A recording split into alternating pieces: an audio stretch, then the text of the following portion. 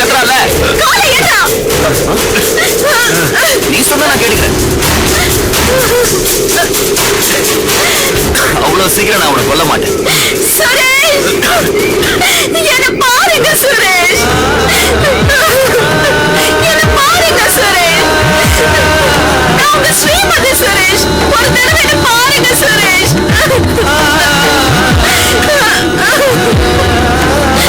Please, David, என்னையும் என் சுரேஷையும் விட்டுரு. நாங்க 2 பேரும் எங்கேயாச்சும் போயிடுறோம். நான் என் சுரேஷை காப்பாத்திக்கிறேன், எங்களை விட்டுரு.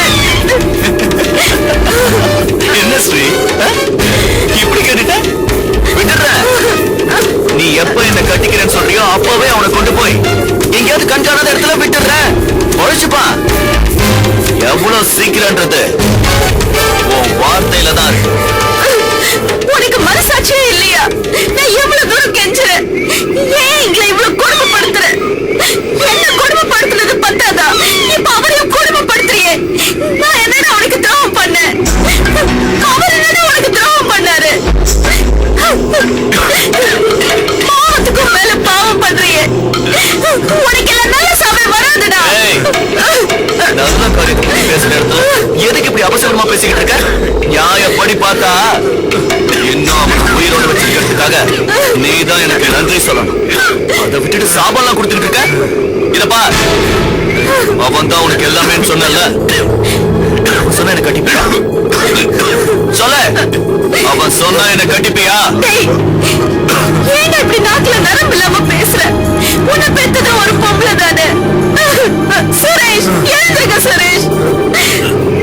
சுரேஷ், நான் பேசுறது உங்களுக்கு கேக்குதா? சுரேஷ், எழுந்துங்க சுரேஷ், எழுந்துங்க சுரேஷ்.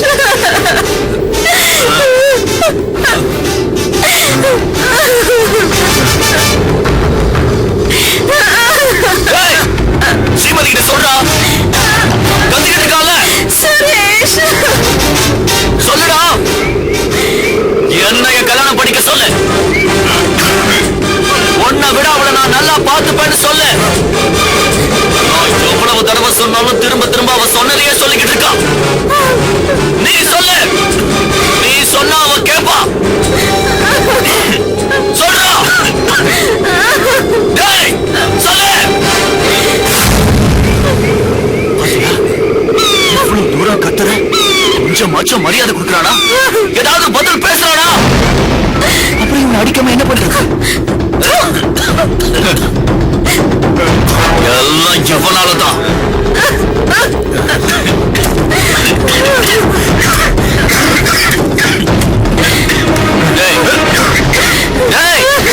சொல்றா.